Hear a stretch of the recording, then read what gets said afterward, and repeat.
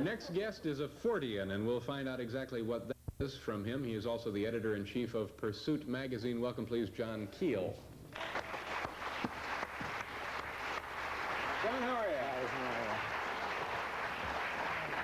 So you're a Fortean, eh? Oh, well, I've been trying to outgrow it. Actually, what is a Fortean? It's spelled F-O-R-T-E-A-N. What is that?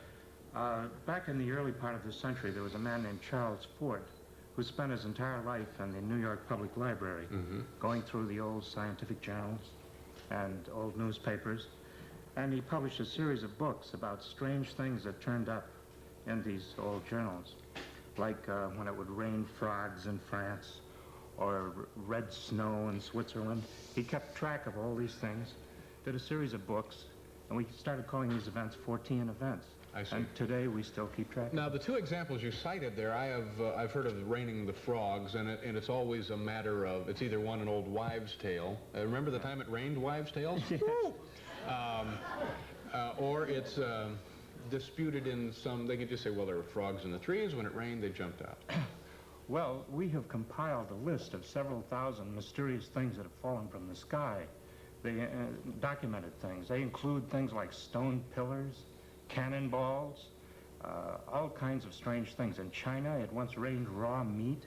No, and no. There's no explanation. When in China did it rain raw meat? Well, quite a while ago. It was in the 19th century. Now, how is it that all the unexplained things took place in the 19th century or before? They're still taking place. Give me a recent unexplained thing, other than Amazing Al. Every January and February, here in the Northeast, we have what we call skyquakes. They get into the papers sometimes. Now, recently, they've been blaming the Concorde for this. But this has been going on. We've been keeping track of this since about 1840. What is a skyquake? It's an explosion in the sky.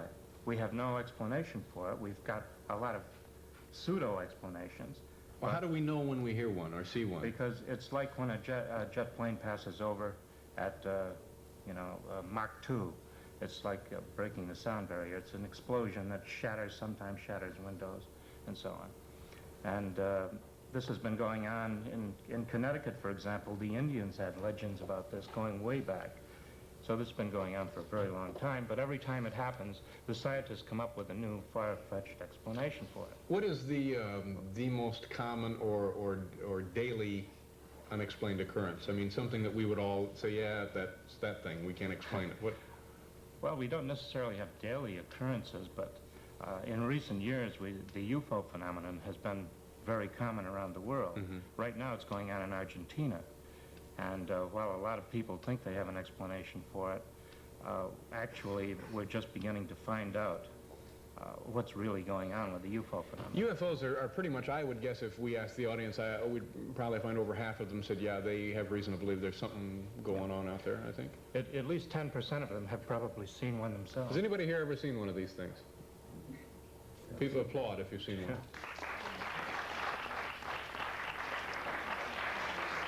And how many of you think there may be something visiting us?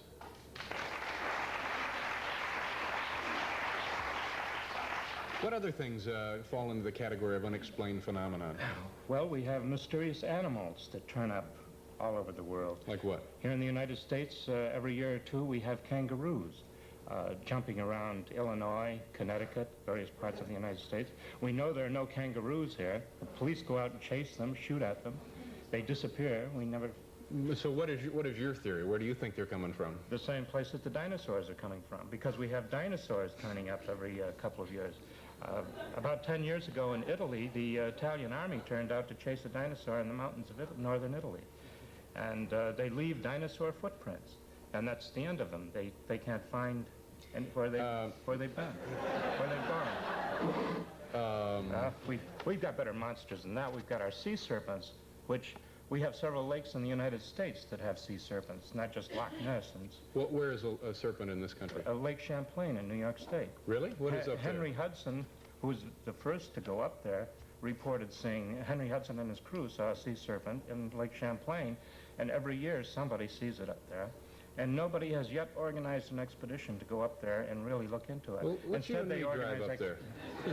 All right, we'll go up there next week. We'll take the Italian army with us. We'll get those boys. And have we ever photographed this sea serpent? Well, the one in Loch Ness has been photographed any number of times. Yeah. Movies have been made of it.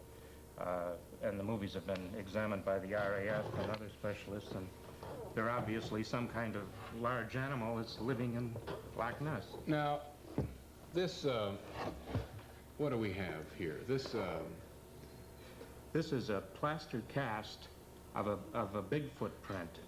Now, you've all heard of the abominable snowman in the Himalayas. We have in the United States, we have a creature that's variously called Sasquatch or Bigfoot. And he's found not just in Washington and Oregon, but he's found all over the United States, especially in the Mississippi Valley, and even in New Jersey. We have quite a lot of reports out of New Jersey, and that's where this footprint comes from. This is from Uncle Lou and Bob. That's what it says here. There are two Forteans in New Jersey. Now, this is an authentic footprint. Did you make the cast? No, they did. They're well-known Forteans. Bob is an airlines pilot, and Uncle Lou is a dental surgeon in New Jersey, and they're very active. I don't know why that's funny. It just sounds funny. Dental surgeons make good casts. How big would this guy be based on this foot? He would be about 800 pounds, probably 8 or 9 feet tall. And that's what the witnesses are always describing, incredible as it is. And in, of course, the Himalayas, the abominable snowman.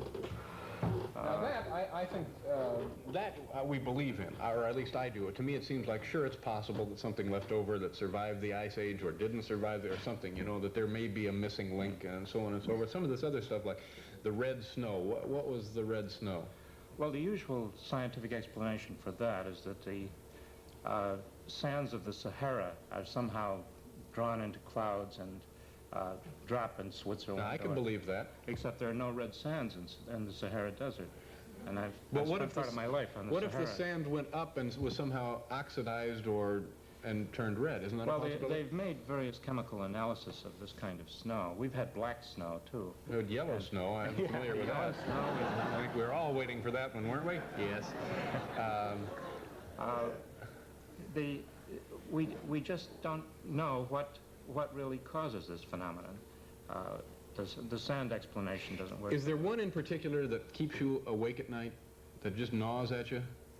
Well, there's some frightening things going on, yeah. Like what? What are we scared of here? The animal mutilations that have been going on around the country, especially out west in recent years.